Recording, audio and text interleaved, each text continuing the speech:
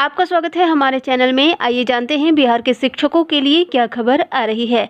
खबरों के मुताबिक सरकारी कर्मचारियों के महंगाई भत्ते में बढ़ोतरी हो गई है। सरकारी कर्मचारियों का महंगाई भत्ता 17% से बढ़कर 28% हो गया है।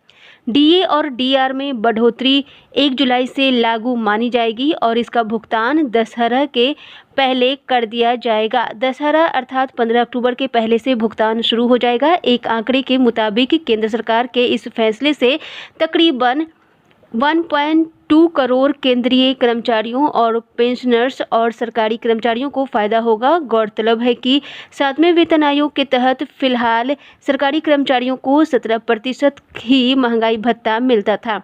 पिछली 3 किस्तों की जब डीए बढ़ोतरी की बहाली हो जाएगी तब ये बढ़कर 28% हो जाएगा। जनवरी 2020 में 4% महंगाई भत्ता बढ़ा था। इसके बाद दूसरी छमाही यानी जुलाई 2020 में 3% भत्ता बढ़ा और जनवरी 2021 में यह 4% बढ़ा। अब अगर जुलाई 2021 में ये 3% बढ़ता है तो केंद्रीय कर्मचारियों और सरकारी कर्मचारियों को सितंबर से महंगाई भत्ता 31% मिलेगा। महंगाई भत्ता हर साल 2 बार जनवरी और जुलाई में बढ़ता है, पर सरकार ने पिछले साल कोविड-19 महामारी के मद्देनज़र महंगाई भत्ते में बढ़ोतरी नहीं की थी। इस पर लगभग 1.5 साल तक रोक लगी हुई थी, पर बीते महीने ही यह रोक खत्म हुई है। ऐसे में इस पर जल्द फैसला लेना संभव है। इससे पहले महंगाई भत्ता और पेंशनर्स के डीआर को लेकर बुधवार 6 जुलाई को होने वाली कैबिनेट की बैठक रद्द हो गई थी। प्रधानमंत्री नरेंद्र मोदी के नेतृत्व वाली केंद्र सरकार के संभावित कैबिनेट विस्तार के चलते यह बैठक रद्द करनी पड़ी थी। एक मीडिया रिपोर्ट में ये दावा किया गया है कि कर्मचारियों की मंथली सैलरी में 3,000 रुपये से लेकर के 30,000 रुपये तक की बढ़ोतरी हो जाएगी। हालांकि महंगाई भत्ता बहाली के बाद मासिक वेतन कितनी बढ़ेगी ये कर्मचारियों के पे स्केल पर निर्भर करेगा। एक रिपोर्ट के मुताबिक महंगाई भत्ते में बढ़ोतरी को केंद्र सरकार को वित्त वर्ष 2022 में लेकर 30 करोड़ रुपए खर्च करनी पड़ सकती है। इतना ही नहीं, राज्यों पर भी करीब 60 करोड़ रुपए खर्च होने की उम्मीद है। यहाँ पर आपको बता दें कि 17% पहले महंगाई भत्ता था जो अब बढ़कर 28% हो गया है। इसका लाभ 15 अक्टूबर से पहले तक सभी सरकारी कर्मचारियों को मिलेगा। केंद्रीय कर्मचारियों को पहले मिलेगा, फिर इसके तहत राज्य सरकार अपनी अनुशंसा लागू करेगी। फिर यही महंगाई भत्ता राज्य कर्मचारियों पर भी लागू हो जाएगा। इसका लाभ शिक्षकों को भी मिलेगा। बिहार के जितने भी सरकारी शिक्षक हैं सभी को इसका लाभ मिलेगा, क्योंकि सरकारी शिक्षकों को महंगाई भत्ता केंद्रीय कर्मचारियों की तर्ज पर ही दिया जाता है। और पेंशनर्स को डियरनेस रिलीफ इसकी बहाली करने पर निर्णय किया गया है और इसकी दरें भी जो थी उसमें भी अगर आप कुल मिलाकर देखें तो अब डीए की दर जो पहले 17% थी उसमें 11% की और वृद्धि करके कुल मिलाकर 28% इसको किया गया है। यानी कि डीए की दर 17% से बढ़ाकर 28% हो जाएगी। इसको 1 जुलाई 2021 से लागू किया जाएगा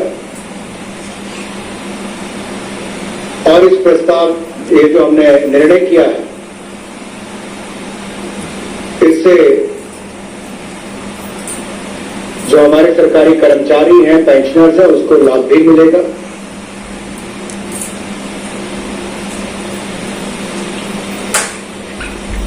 और इसके पीछे कारण कोविड की परिस्थितियां थी जो पहली जनवरी पिछले साल से इसको जब बंद किया गया था। तो मैं एक बार फिर आपके लिए इसको दोबारा बोल देता हूं, क्योंकि बहुत बड़े वर्ग को ये प्रभावित करती है। लगभग 48,34,000 केंद्रीय कर्मचारियों को और 65,26,000 पेंशनर्स को इसका सीधा लाभ मिलेगा।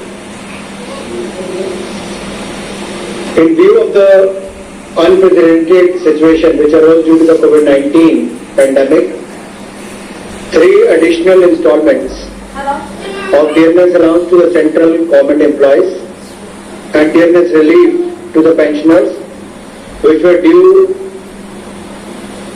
from 1st Jan 2020, 1st July 2020 and 1st January 2020 which has been frozen. Now the central government has decided to increase the dearness allowance. The government has decided to increase the dearness allowance to central government employees and dearness relief to the pensioners with effect from 1st July 2021 to 28%, representing an increase of 11%. केंद्रीय मंत्री अनुराग ठाकुर को इस वक्त आप सुन रहे थे, लेकिन आप पीयूष गोयल की बात करेंगे। पीयूष गोयल राज्यसभा में नेता होंगे, सदन के नए चेहरे होंगे और पेंशनर्स को डियरनेस रिलीफ इसकी बहाली करने पर निर्णय किया गया है और इसकी दरें भी जो थी उसमें भी अगर आप कुल मिलाकर देखें तो अब डीए की दर जो पहले 17% थी उसमें 11% की और वृद्धि करके कुल मिलाकर 28% इसको किया गया है। यानी कि डीए की दर 17% से बढ़ाकर 28% हो जाएगी। इसको 1 जुलाई 2021 से लागू किया जाएगा और इस प्रस्ताव ये जो हमने निर्णय किया है इससे जो हमारे सरकारी कर्मचारी हैं, पेंशनर्स हैं, उसको लाभ भी मिलेगा।